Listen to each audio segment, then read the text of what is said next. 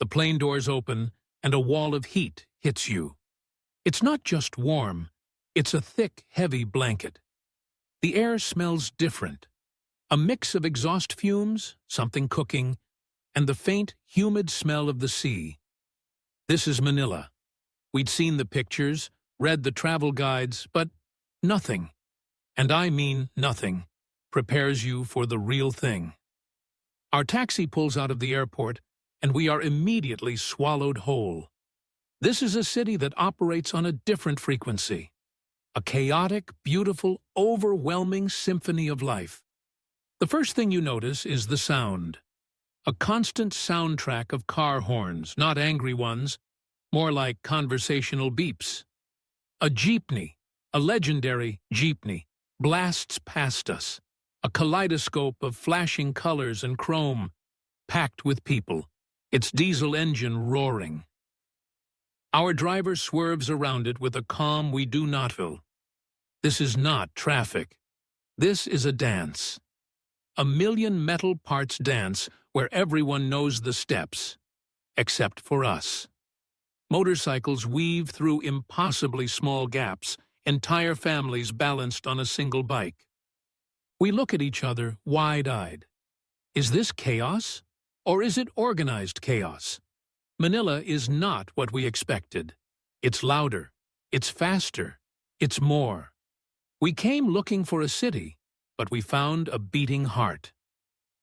This is the story of our first time in the Philippines and why Manila will completely surprise you. The sheer energy of the streets is addictive. Everyone is going somewhere, selling something, living life out in the open. Makeshift barbecue stands send smoky spirals into the air, the smell of sizzling pork skewers, what they call a saw and barbecue, making our stomachs rumble. People are everywhere, talking, laughing, shouting. There is no hiding in Manila.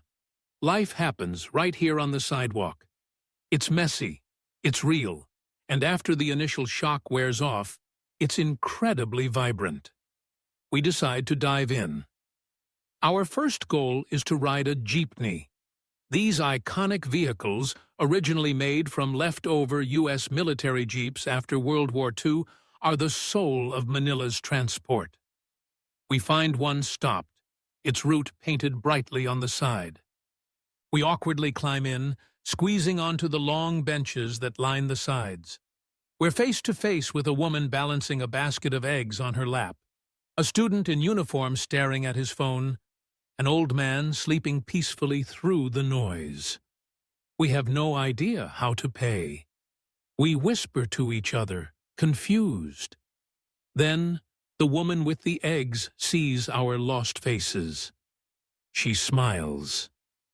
"Pass the money forward," she says gently. "You just say, 'Bayad po,' and pass it to the person in front of you." The chain begins. Our money travels hand over hand, from passenger to passenger, all the way to the driver. The change comes back the same way. A quiet, efficient system of trust we never would have understood on our own. It's a small moment, a tiny interaction, but it shifts something in us. This isn't just chaos. There is a system here. There is community. This is our first lesson in Filipino culture. The famous bayanihan spirit, community helping one another, is alive and well, even on a crowded jeepney. We get off near Intramuros, the old walled city. Stepping through its massive gates is like entering another world.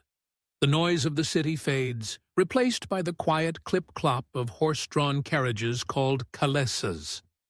The air is still thick, but now it's filled with the weight of history. We walk along stone walls that have seen centuries, past cannons that point out over the moat. We visit Fort Santiago, where the national hero, Jose Rizal, was imprisoned before his execution. You can feel his story in the quiet cells. It's a solemn, powerful place, that reminds you of the Philippines' long and often painful struggle for freedom. But Manila never lets you stay in one era for long. From the history of Intramuros, we go to the manic modern chaos of a mall. Malls here are not just for shopping. They are miniature cities. They are universes. You can buy anything, eat anything, watch a movie, ice skate, even go to church inside a mall. The air conditioning is a shocking welcome relief. The sheer scale is dizzying. We walk through food courts offering a culinary tour of the entire country. There's lechon, the famous whole roasted pig with crispy, glistening skin. There's pancit, various kinds of noodles. There's halo, the wildest dessert we've ever seen. A tall glass is filled with shaved ice, sweet beans, coconut, jelly, flan, ice cream, and who knows what else. You mix it all together. It's a confusing, delicious explosion of textures and sweetness. It shouldn't work, but it does. It's a perfect metaphor for Manila itself. Later that evening, we find ourselves in a quieter neighborhood, and we discover the true magic of this city. It's not the sights, it's the people.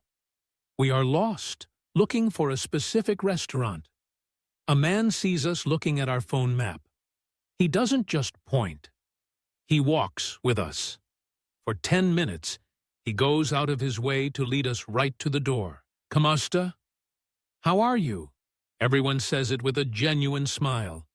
Waiters call you sir and ma'am with a respect that feels heartfelt. Children peek out from behind their parents' legs and giggle when we wave. There's a warmth here that cuts through all the noise and traffic.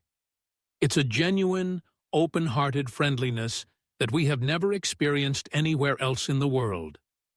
This is the real Manila, the one you don't see in the headlines. On our last day, we take a trip to the American Cemetery and Memorial. It is a vast, silent, and heartbreakingly beautiful field of white marble crosses stretching as far as the eye can see. Over 17,000 soldiers are buried here. The silence is profound, a stark contrast to the city just beyond the trees.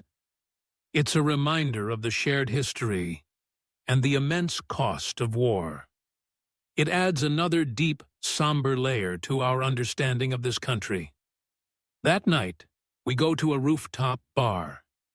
The city spreads out below us, an endless sea of twinkling lights. The noise is now a distant, gentle hum. The same city that felt so overwhelming just days ago now feels familiar, even peaceful from up here. We think about everything we've seen. The chaotic dance of the traffic, the quiet history of Intramuros, the incredible generosity of a stranger, the sweet chaos of halo. Manila is a city of breathtaking contrasts. It's rich and poor, old and new, chaotic and serene. It asks you to let go of your expectations. It challenges you. It doesn't reveal its secrets easily. You have to look past the initial intensity. You have to be willing to pass your money forward on a jeepney. You have to be open to a conversation with a smiling stranger. You have to accept the beautiful, messy, unpredictable flow of life here. We came to Manila not knowing what to expect. We thought we'd see a crowded, busy Asian capital. We left having experienced something much more profound. We found a city with a tough exterior, but the softest, kindest heart. A city that never sleeps, but always has time to help. A city that welcomed us, two confused tourists, and showed us what true hospitality means. Manila is not what we expected. It is so much more. It gets under your skin. It changes you. And as our plane takes off, looking down at the endless grid of lights, we already know we have to come back. There is so much more of this beautiful, complicated, and incredibly human city left for us to discover.